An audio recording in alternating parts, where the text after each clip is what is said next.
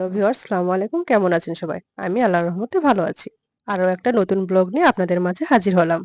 পুরার বিখ্যাত কয়েকটি খাবারের মধ্যে আলু ঘাটি কিন্তু অনেক জনপ্রিয় একটি খাবার। আর সেটা যদি হয় গরুর মাংসের আলু ঘাটি তাহলে তো কোনো কথাই নেই। এই তো আমি এখানে আলুগুলো ভালোভাবে খোসা ছাড়িয়ে একটু হালকা ভেঙে নিচ্ছিলাম, মানে ম্যাশ করে নিচ্ছিলাম। এদিকে চুলায় গরুর মাংস কষিয়ে নেওয়া হচ্ছে। এই গরুর মাংসের মধ্যে আমি এখন এই ম্যাশ করা আলুগুলো ঢেলে দেব। এই তো আমি এগুলো এখন বেশ খানিকক্ষণ জাল করে নেব। গরুর মাংসের এই আলু ঘাটি খেতে কিন্তু ভীষণ ভালো লাগে। আপনাদের কাছে কেমন লাগে অবশ্যই কমেন্ট করে জানাবেন। আর এদিকে অপর চুলায় আমি হাঁসের মাংস উঠিয়ে দিয়েছি। হাঁসের মাংস প্রায় হয়ে এসেছে। ঘাটিতে একটু লবণ কম হয়েছিল মনে হচ্ছিল, তাই আমি আবার একটু লবণ দিয়ে নিলাম। এ পর্যায়ে আমার ঘাটিটা প্রায় হয়ে এসেছে, আমি এবার নামিয়ে নিব।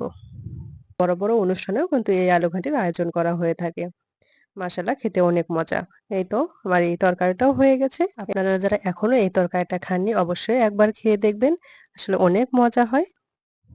ভিডিওটা যদি আপনাদের ভালো লেগে থাকে অবশ্যই লাইক, কমেন্ট, শেয়ার করে ফলো করে দিবেন। আল্লাহ হাফেজ।